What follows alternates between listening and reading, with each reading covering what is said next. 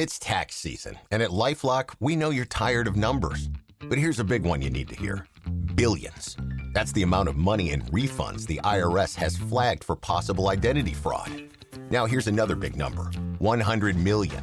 That's how many data points LifeLock monitors every second. If your identity is stolen, we'll fix it guaranteed. One last big number. Save up to 40% your first year. Visit LifeLock.com/podcast for the threats you can't control.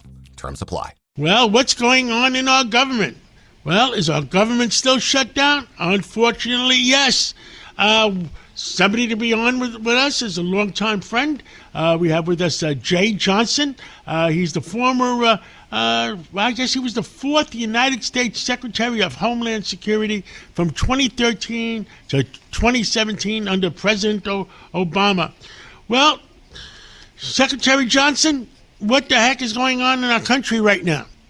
Well, you asked what's going on with our government, our country. Not enough, unfortunately. DHS is not funded by our Congress. And I am not making a political statement here. I'm not taking sides. But I am going to say this. The most basic function of our government and our Congress is to appropriate money, keep the lights on, keep the government functioning. Our Congress and our president are failing to do that right now. And we are at a time when there is, because of the war with Iran, a heightened threat environment. Most people, John, when they think of DHS, they think of immigration.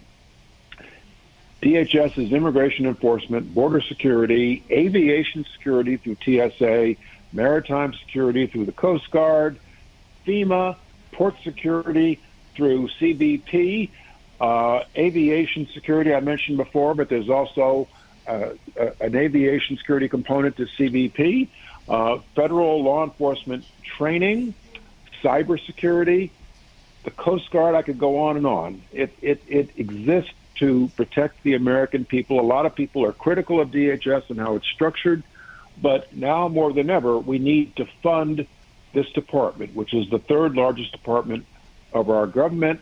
We need to get out of the business of coupling, linking policy disagreements with funding the government.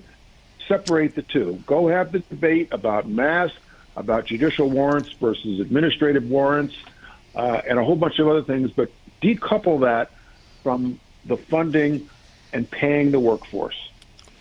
Mr. Secretary, and not only that, you know what came up the other day in one of our shows is the people that fly, and once they buy an airplane ticket, $5.60 of that airplane ticket is to pay for TSA.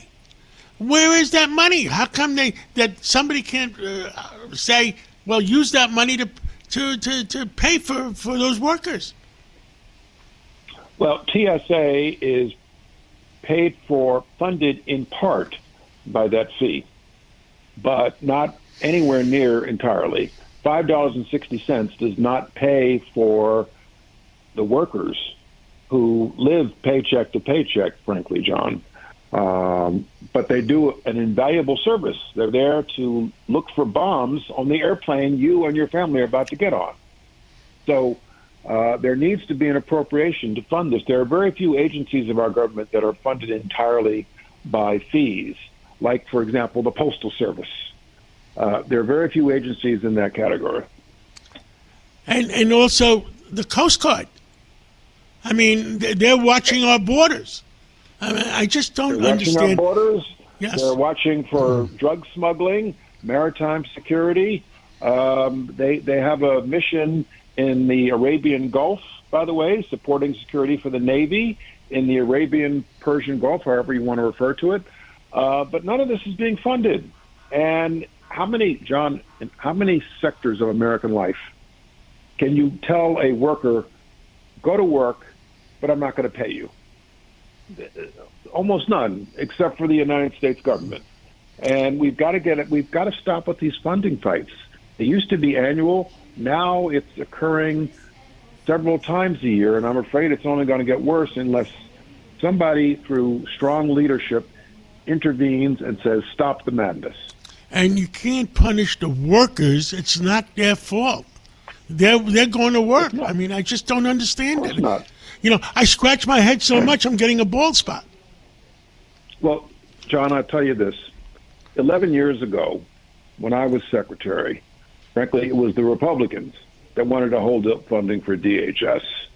And I saw my mission as advocating for the 250,000 workers who work in DHS.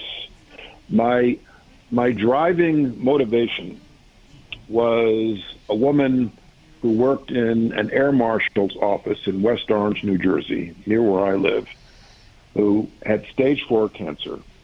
And she said to me, Mr. Secretary, if I don't get paid, I can't make my co-pays for my cancer treatment. And I thought about her all through that whole funding fight. She's gone now, unfortunately. But this kind of thing, you know, the workers are political footballs without a voice. And this kind of thing really does hurt. And it causes people to quit. And we're seeing that right now, as you and I speak with TSA. It's demoralizing, and people lose focus. If they're not getting paid, how are they going to pay the rent? How are they going to support their families, feed their families? And so we need to get back into the basic business of funding the government. Mr. Secretary, thank you so much for coming on, and I agree with you 110%. And you know, whether you're Democrats or Republicans, they should all sit down at the same round table, because we're all Americans, and make things work. And God bless America. Absolutely. Thank you.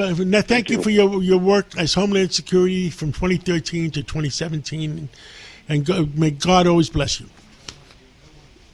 You know, John, do you know who Donald Trump's first Secretary of DHS was? No. It was me. I was Wow. the designated survivor that day. So for 7 hours and 30 minutes, I was the entirety of his cabinet in January of 2017. Well, It's a great trivia question. Great trivia question. Thank you so much, and we'll talk again real soon. Okay, goodbye.